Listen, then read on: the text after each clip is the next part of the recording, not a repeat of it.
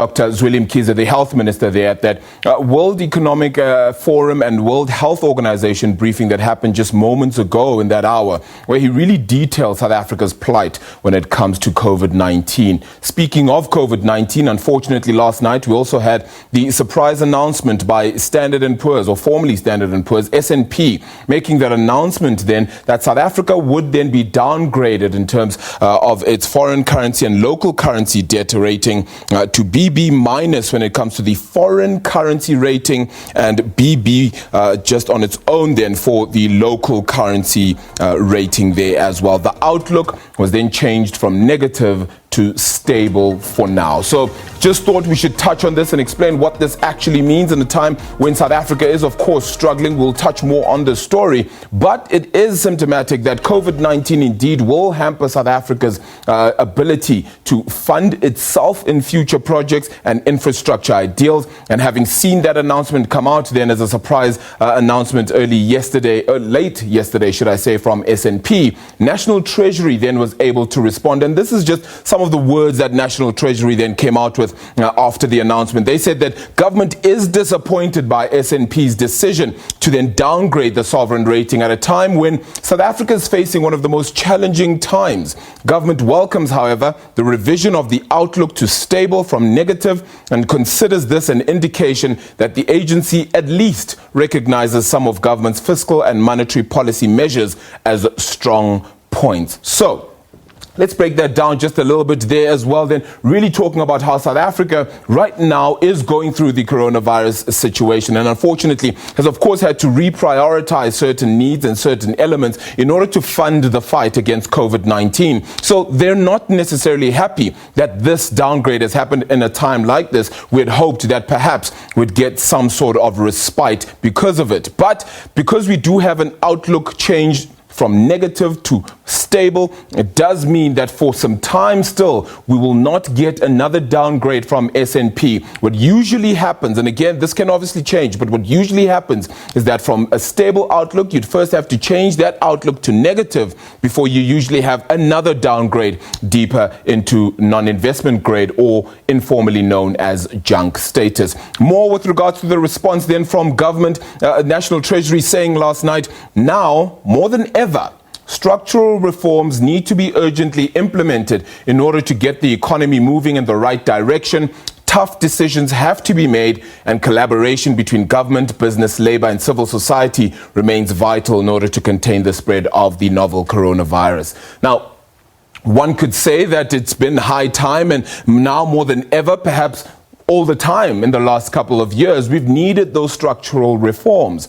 But what this says, and what the president also made note of, is that, well, Finance Minister Tito Mboweni, you finally have the green light. If you needed one, if ever you needed a light to tell you what to do, you have the green light to implement those structural reforms that the country needs oh so urgently. We're already sitting with a full house of non-investment grade ratings with all three ratings agencies, and that tells you the story that it is now high time that South Africa follows through with the things it needs in order to build this economy. And unfortunately, of course, COVID-19 is hampering that picture, but hopefully we can get it moving from this point onwards. So where do we sit actually? Where does South Africa sit in the midst of all of these ratings and the issues and the numbers? Exactly what does it mean? Now, this is an exact picture of how you get rated globally then across the three biggest ratings agencies. We've always noted that there are more than three, but these are the three that the rest of the world subscribes to. In the first column there is S&P, and I put local and foreign currency systematically then because we have debt that we've borrowed in rands, and we have debt that we have borrowed as a government in foreign currency, predominantly then in the US dollar. Most of the debt in our foreign currency is, of course, not as much as our debt in local currency. Only 10% of South Africa's total debt is measured in dollars or euros or foreign currency, whereas 90% of South Africa's debt is actually in local currency. So the ratings agencies then go and judge both ways, whether we're able to repay our debt, whether it be in the local currency or in that foreign currency. Now, S&P has a rating of South Africa in local currency terms at BB. So while we are still sitting at non-investment grade or junk status, we are still more likely to pay back our local currency debt than we are our foreign currency debt. So again, it only makes up 10% of South Africa's debt picture as a whole, but that's how the likes of S&P would measure that. And you would note then with the rest of these that our local currency debt picture rating, that is generally higher than foreign currency. We have a greater chance of paying back our local currency debt than we are our foreign currency debt. But again, it only makes up 10% of South Africa's entire debt picture.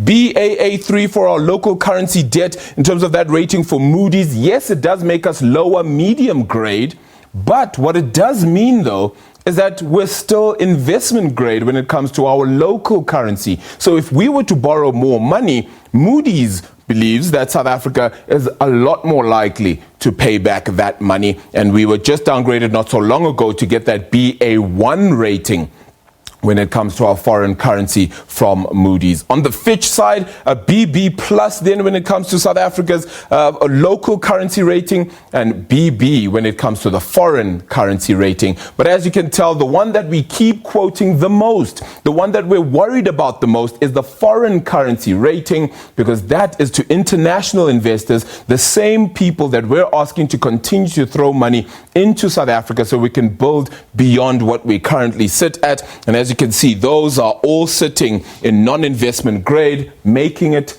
junk status. So that is the picture that we sit with now. It was a big surprise, but let me ask Lumkile Mondi, senior lecturer at Wits, who joins us via Skype, whether he thinks this was a move that was perhaps long time coming. Lumkile, thank you so much for the time. Expected, non-expected, something we should have gotten anyway? Long time expected, Arabile. Remember that even before COVID, our fate had already been determined because we mismanaged the resources that we had. We misallocated them and therefore increased our debt to GDP ratio. Our GDP slowed down tremendously before the COVID. Therefore, we expected this to happen. Unfortunately, the pandemic looks as though it's a problem now, and therefore the treasury is hiding behind it, when in fact we know it's us, how we conduct and run the economy, how we have not addressed the problems of poverty, unemployment, and inequality, which in fact I think the statement by S&P speaks to. It's not the monetary and fiscal policy. It is the fact that for the first time in 25 years, South Africa is confronting its poverty, unemployment, and inequality by throwing money into it with a view that at least you can sustain lives whilst people stay away from work and physically distance to avoid infections. Yeah. Is there light at the end of the tunnel with that stable outlook, Lumkile? Well, we have chosen to support our 800 billion rand package by borrowing externally. Remember, we'll be borrowing about 4.2 billion rand from IMF to support the health system, another $1 billion from the BRICS Bank or the New Development Bank. So it meaning that the 10% exposure is going to go higher, therefore putting pressure on South Africa's foreign exchange and limiting the ability of the South African government really to use our reserves for the emergency. And I think it's being done purposely by the Treasury in cohort with the central bank, because the central bank could have taken more domestic debt than us going outside. But hey, they argue that it's cheaper going outside. However, a relationship between the central bank and Treasury could pass a very good package to the Treasury at zero interest rate, as many have argued. So it's a bit concerning that we are borrowing externally when we can still use our resources domestically, given that there's still a lot of space for us to use domestic resources from institutions as well as from Reserve Bank by lending to municipalities, lending to national government to ensure that we address some of the challenges that we face. Yeah. What do you make of the notion of printing more money to help in this scenario? Are you of the school of thought that perhaps we could have done that in a time like this? I hope it's coming, Arabile. Remember that the biggest impact post-COVID-19 is going to be high levels of unemployment and poverty. So expect poverty to widen and therefore inequality, of course. So therefore, we still have the view that the government, together with the Reserve Bank, need to form a special purpose vehicle where we can put at least 100 billion rand helicopter money into that special purpose vehicle. Its role is to sustain the lives of many South Africans who will struggle to get food because they've lost income. Others have never been employed. Therefore, the intervention on a basic income grant, which is now only for 6 months, some of us believe that this has to be a permanent feature because this economy is unlikely in the short to medium term to absorb the millions of South Africans who were already unemployed and those that are going to be unemployed post-COVID, because the COVID is restructuring the economy, is destroying a number of jobs, and therefore we cannot let people starve and die. We need to support them. And helicopter money will be very useful to try and make sure that we do that, because we don't have to borrow it. We just take it directly from the Reserve Bank. SPV, that the SPV supports the basic income grant. Yeah. All right. We've also committed ourselves then to saying we will definitely then be committing to the structural reform measures. High time that we've finally done that. Is it not just something we should have been doing this whole time already? But finally that we have accepted that we're going to do that. What is the first port of call, the first priority, you think? I think the Treasury has also got it wrong because the economy is structuring itself anyway. Remember, we're seeing that a number of our companies that were highly geared and had invested enormously in other sectors that are not labor absorptive are finding themselves stranded. I'm talking here about the property sector, for example, which instead of focusing on rental, low-income rental housing, focused on commercial space, therefore is going to be restructured completely as we choose to work from home, when in fact millions of Africans have got no housing access at all because simply we haven't found it there. So I think that restructuring is happening anyway. I think the National Treasury should not rush the reforms at the moment until we understand where these reforms should come from, because reforms are happening every day because of COVID-19. Yeah, it makes it very, very difficult. But just very finally, your priority sector you feel we should definitely be looking at. Yes, fine, we delay some, but the one area we should definitely be doing a lot of work in right now, because you never want to waste a good crisis.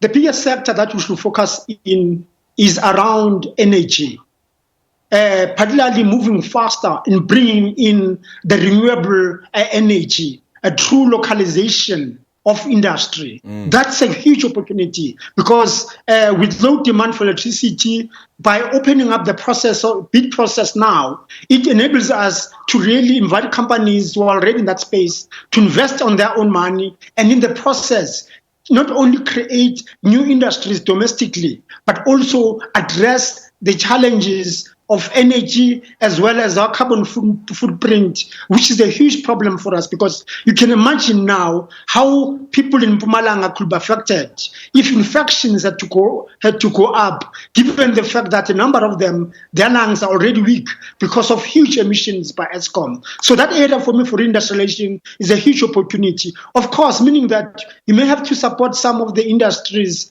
that are upstream, such as ArcelorMittal, which is struggling at the moment, which will be a key player, particularly around wind and other areas of energy generation. So that industrialization for me is an area that I think we should focus on local jobs, new capabilities, cleaner energy, and a new economy. Oh boy, we're certainly going to need a new economy after this. Lumkile, ngiyabonga baba. Lumkile Mondi there is, of course, a senior lecturer at Wits as well as an economist, really updating us and really giving a sense then of that downgrade then by S&P. Long time coming somewhat, but certainly not a big surprise in that sense either.